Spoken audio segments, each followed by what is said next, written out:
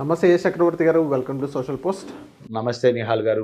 మీకు తర్వాత ఈ అవకాశం కల్పించినందుకు మీ సోషల్ పోస్ట్ వారికి ఒకసారి ధన్యవాదాలు చెప్పుకుంటూ కార్యక్రమంలోకి వెళ్దాం. సార్, ఇప్పుడు బ్యాంక్ నిఫ్టీ మనం చూసుకున్నట్లయితే బ్యాంక్ నిఫ్టీ వచ్చే వారం సపోర్ట్ ఎలా ఉండబోతుంది, రెసిస్టెన్స్ ఎలా ఉండబోతుంది, అండ్ నెక్స్ట్ ఇప్పుడు మన రూపీ వాల్యూ అనేది కొంచెం డిప్రిషియేట్ అయింది. అది 95 దగ్గర రావడం జరిగింది డాలర్తో కంపేర్ చేసుకున్నట్లయితే. అండ్ ఈ బ్యాంక్ నిఫ్టీ రిలేటెడ్ మాకు కొంచెం ఇన్ఫర్మేషన్ ఇస్తారు సార్. నిహాల్ గారు, ఫస్ట్ ఆఫ్ ఆల్ బ్యాంకు నిఫ్టీని ప్రభావితం చేసే అంశాలు నెక్స్ట్ వీక్ మనం డిస్కస్ చేయబోతున్నాం. మనం ఈ వీడియో రికార్డ్ చేస్తుంది మే 2వ తారీఖున రికార్డ్ చేస్తున్నాం. మే 4వ తారీఖు నుంచి సోమవారం నుంచి ప్రారంభం అయ్యేటువంటి వారానికి బ్యాంక్ నిఫ్టీని ప్రభావితం చేసే అంశాలు ఏంటి, అదేవిధంగా బ్యాంక్ నిఫ్టీ సపోర్ట్స్ రెసిస్టెన్స్ ఎలా ఉండడానికి అవకాశం ఉంది, ఇది మనం డిస్కస్ చేయబోతుంది. ఓకేనా? క్లియర్. నిహాల్ గారు, మొట్టమొదట జియో పొలిటికల్ టెన్షన్స్ ఓకే, అవి కొంత సానుకూలం అయ్యేటట్టు ఉన్నాయి. సో మండే మార్కెట్ పాజిటివ్గానే ఓపెన్ అవుతుంది, దట్స్ మై ఒపీనియన్. సో రెండోది వచ్చేసరికి క్రూడ్ ప్రైసెస్ వరల్డ్ వైడ్గా పెరుగుతున్నాయి. ఆల్రెడీ మనం డిస్కస్ చేసాం ఇందాకనే. బ్రెంట్ క్రూడ్ బ్యారెల్ వచ్చేసి 114 ఎస్టర్డే క్లోజ్ అయింది, ఇంకా పెరగడానికి ఛాన్సెస్ ఉన్నాయంటున్నారు. ఈ హార్మోస్ బ్లాకెడ్, ఈ సిచ్యువేషన్స్ ఇవన్నీ ఏమంటే చూడాలి. వీటన్ని ఒక ఇంపాక్ట్ ఉంటుంది, world cues and world geopolitical tensions యొక్క ఇంపాక్ట్ ఉంటుంది. వీటన్నిటిని బేస్ చేసుకొని ఇన్ఫ్లేషన్ విపరీతంగా పెరుగుతుంది. మీకు మనం ఇందాక వీడియోలు చెప్పినట్టే ఏప్రిల్ నెలలో 3.80 to 4% మధ్య రావడానికి అవకాశం ఉంది. మీకు వచ్చేసరికి CPI, consumer price index, and one more important, rupee value విపరీతంగా డిప్రిషియేట్ అవుతుంది. రాత్రి నిన్న మనం చూసుకున్నట్టయితే మీకు రూపాయి విలువ దారుణంగా పడిపోయింది. ₹94.89 మీద క్లోజ్ అయింది. ఒక టాక్ ఏంటంటే ఇయర్ ఎండింగ్కి ₹100 టచ్ చేసేదండి. ఇయర్ ఎండింగ్కి 100, ఇయర్ ఎండింగ్కి 2026కి ₹100 రౌండ్ ఫిగర్ చూస్తామని ఒక టాక్ ఉంది మార్కెట్లో. ఎందుకంటే ఎఫ్ఐస్ కంటిన్యూస్ సెల్లింగ్లో ఉన్నారు. మీకు ఇక్కడ డిగేస్ కంటిన్యూస్ బయింగ్లో మీరు అనుకుంటున్నారు, కానీ మన మార్కెట్ల కన్నా బయట మార్కెట్ చౌకగా ఉన్నాయనే ఫీలింగ్లో ఉన్నారు. వాళ్ళు 100 సెల్లింగ్లోనే ఉన్నారు.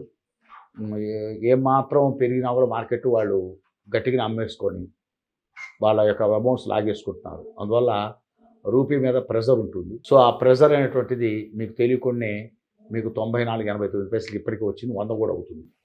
అండ్ వన్ మోర్ ఇంపార్టెంట్, ఇక్కడ ఇంకో చిన్న గొప్ప విషయం ఏంటంటే చాలామందికి క్యాట్ డెఫిసిట్ విపరీతంగా పెరుగుతుంది. అర్థం కానంత పెరిగిపోతుంది క్యాట్ డెఫిసిట్. మీకు దగ్గర 4 లక్షల కోట్ల రూపాయల క్యాట్ డెఫిసిట్ పెరుగుతుందండి. దాని కవర్ మరి అదంతా మరి రూపీ వాల్యూ మీద దాని ఇంపాక్ట్ లేకుండా ఎందుకంటే మీరు రూపీ వాల్యూ ఎందుకు పడుతుంది అనుకున్నారు? మీకు విపరీతంగా క్యాట్ డెఫిసిట్ పెరిగిపోతుంది, కరెంట్ అకౌంట్ డెఫిసిట్ పెరిగిపోతుంది, దాని ఇంపాక్ట్ విపరీతంగా ఉంటుంది. మరి అవన్నీ చూసుకుంటే మీకు అందుకనే అంది మా ఈ రేణికి ఇంకా గట్టిగానే పడుతుంది రూపాయి. కానీ ఇన్ఫ్లేషన్ కొంచెం కంట్రోలబుల్లో అవదు. అసలు ఇన్ఫ్లేషన్ కంట్రోల్ అయ్యే క్వశ్చన్ లేదు. ఎందుకంటే ఇప్పుడు ఈ క్రూడ్ ఆయిల్ ఇప్పుడల్లా దిగిరావు, కానీ సప్లై చైన్ ఇప్పుడల్లా పునరుద్ధరించడం కుదరదు. సప్లై చైన్ అన్ని ఇప్పుడల్లా ఓకే అవ్వవు. బెరల్ కాస్ట్ అయితే తగ్గింది కదా క్రూడ్ ఆయిల్ అయితే. క్రూడ్ ఆయిల్ ఎక్కడ $114 బ్యారెల్. ఏది బ్రెంట్ క్రూడ్ రాత్రి నిన్న క్లోజ్ అయింది, నిన్న క్లోజ్ అయింది. రేపు ఏదైనా తగ్గినా మళ్ళీ 4 రోజులు, 1 నెల తర్వాత మళ్ళీ ట్రంప్ ఏదో చుచ్చు పెట్టుకున్నాడు వరల్డ్ వైడ్గా. ఆడొక ఫిక్కిల్మెంట్ చెప్పాను కదా. అందువల్ల ఇప్పుడు ఈ ఒకటి మటుకు రాస్తామండి, 2026 అనేటువంటిది బ్యాడ్ ఇయరే ఇన్వెస్టర్స్కి, నో డౌట్. అది రూపాయికి బ్యాడే, స్టాక్స్కి బ్యాడే, అన్నిటికీ బ్యాడే. ఇన్ఫ్లేషన్ అన్కంట్రోలబుల్, అన్ఎంప్లాయ్మెంటు, ఓ పక్క ఏఐ, ఆర్టిఫిషియల్ ఇంటెలిజెన్సీ, సాఫ్ట్వేర్ కంపెనీస్కి ఆర్డర్స్ ఎట్లా ఉంటుందో తెలియదు. మీకు ఇప్పుడు నెల తిరిగేసరికి టీసీఎస్ అబౌవ్ 5 lakhs ఎంప్లాయీస్, మీకు Infosys above 2.5 lakh employees.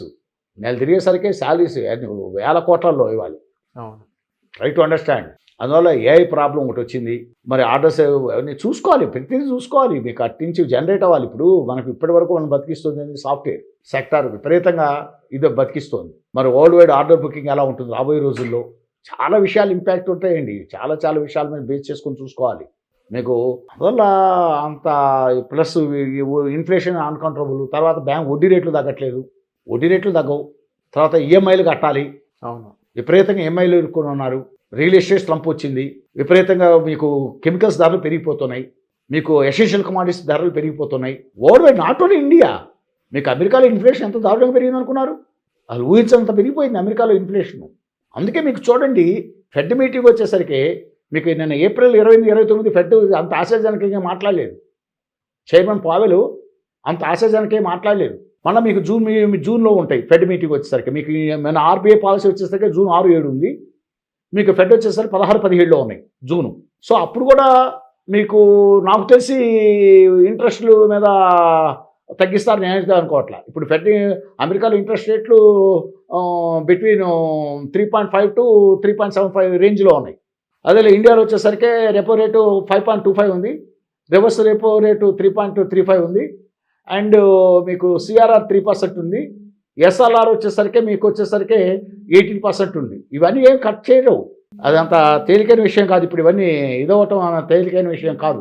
That's my feeling, that's my personal feeling. So what ever it may be, నా ఒపీనియన్ అయితే మటుకు, మై పర్సనల్ ఒపీనియన్ అయితే మటుకు 2026లో అంత మార్కెట్లకు అంత ఆశాజనకమైంది ఏం కాదు, అంత గొప్పగా ఏమి ఉండదు. మా మార్కెట్లో అంత గొప్పగా ఏమి ఉండవు 2026లో. Try to understand.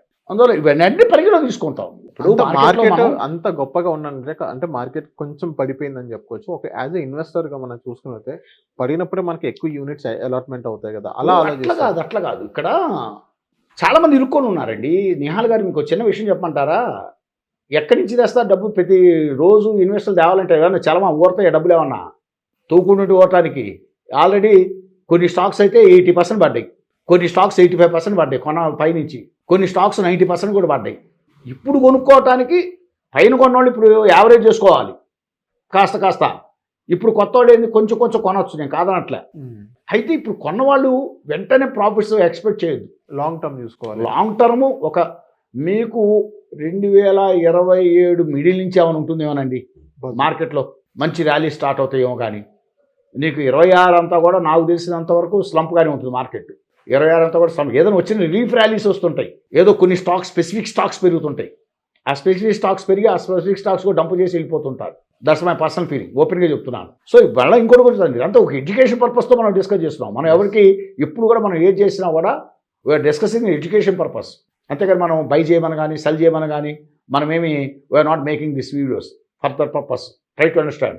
మనం ఏంటంటే ఔత్సాహికులు, మార్కెట్ గురించి తెలుసుకోవాలని ఒక ఔత్సాహికుల కోసం, టెక్నాలజీస్ గురించి ఈ అబ్జర్వేషన్ స్కిల్స్ డెవలప్ చేసుకోవాలనుకున్న వాళ్ళ కోసం మనం ఈ లెవెల్స్ అన్ని ఇస్తున్నాం. ఎనీహౌ నెక్స్ట్ వీక్ వచ్చేసరికి బ్యాంక్ నిఫ్టీ ఎలా ఉండబోతుంది అనేది మనం డిస్కస్ చేయబోతున్నాం. ఓకేనా? మీకు నిహాల్ గారు మీకు వచ్చేసరికి గురువారం రోజున, పోయిన గురువారం 30వ తారీఖు, ఏప్రిల్ 30వ తారీఖున బ్యాంక్ నిఫ్టీ ఎక్కడ క్లోజ్ అయింది అంటే 54,863 మీద క్లోజ్ అయింది. రౌండ్ ఫిగర్ చేసి చెప్తున్నా, 54,863 అనుకోండి. నెక్స్ట్ వీక్ వచ్చేసరికి మీకు R1 వచ్చేసరికి ఫస్ట్ 55,480. ఓకే, R1 ఈజీగా క్రాస్ అవడానికి ఛాన్సెస్ ఉన్నాయి. అది క్రాస్ అవుతే R2 56,175, R3 వచ్చేసరికి 56,450. అది కూడా క్రాస్ అవుతే మీకు R4 వచ్చేసరికి 56,852, 57,300 మధ్య మనకి ఎట్టి పరిస్థితుల్లో అయిపోవాలి. మళ్ళా చెప్తున్నాను నిహాల్ గారు, R4 రెసిస్టెన్స్ 4 అనేటువంటిది 56,850 నుంచి 57,300 మధ్య అక్కడ కన్సాలిడేట్ అయ్యి అక్కడ క్రాస్ అవ్వలేక వెనక్కి దిగితే మటుకు మళ్ళీ కరెక్షన్ స్టార్ట్ అవుతుంది.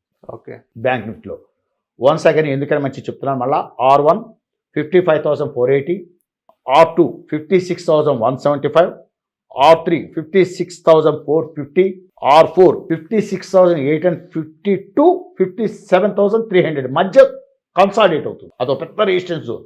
అక్కడ కన్సాలిడేట్ బ్రేక్అవుట్ తీయాలి. అక్కడ బ్రేక్అవుట్ తీయకుండా వస్తేటకు మళ్ళీ సెకండ్ కరెక్షన్, ఇంకో కరెక్షన్ రావడానికి అవకాశం ఉంది బ్యాంక్ నిఫ్టీలో. ఇది మనసులో పెట్టుకోండి. ఓకే, అదేవిధంగా సపోర్ట్ చూద్దాం. సపోర్ట్ 1 వచ్చేసరికి 54,450, సపోర్ట్ 2 వచ్చేసరికి 53,660, సపోర్ట్ 3 వచ్చేసరికి 53,050, అండ్ సపోర్ట్ 4 వచ్చేసరికి 52,200. నేను అనుకోవటం ఏంటంటే ఇక్కడ దాకా సపోర్టు మీకు 3 దాకా అసలు సపోర్టు 2 దాకా కూడా రావటం కష్టమే. సపోర్ట్ 2 దాకా రావటం కూడా కష్టం ఇప్పుడున్న కండిషన్స్లో. అంటే మీకు పెరగాల్సి ఉంది మార్కెట్ మళ్ళీ పడాలని కూడా కొంత పెరగాలి, కొంత రిలీఫ్ ర్యాలీలో యావరేజ్ మీద ఎగ్జిట్ ఛాన్స్ తీసుకోవాలిగా. Try to understand. అవును, రిలీఫ్ ర్యాలీలో యావరేజ్ మీద ఎగ్జిట్ ఛాన్స్ తీసుకోవాలి. ఇదంతా తేలికేం కాదు. అందుకే నేను లెక్కనైతే నిఫ్టీ ఏమో మీకు మై పర్సనల్ ఒపీనియన్ 24,000 లాగితే అవసరమైతే 24,850 కూడా లాగలరు దమ్ముంటే. ఇది వచ్చేసరికి అవసరమైతే 57,000 దాకా కూడా లాగలరు. లాగి అక్కడ రిలీఫ్ ర్యాలీలో మా యావరేజ్ మీద ఎగ్జిట్ ఛాన్స్ తీసుకుంటారు. అట్లా తీసుకుంటారు ఎప్పుడు కూడా. అందువల్ల నెక్స్ట్ వీక్ అయితే మటుకు పాజిటివ్గానే ఉండడానికి ఛాన్సెస్ ఉన్నాయి, నెగిటివ్ ఉండడానికి ఛాన్సెస్లు.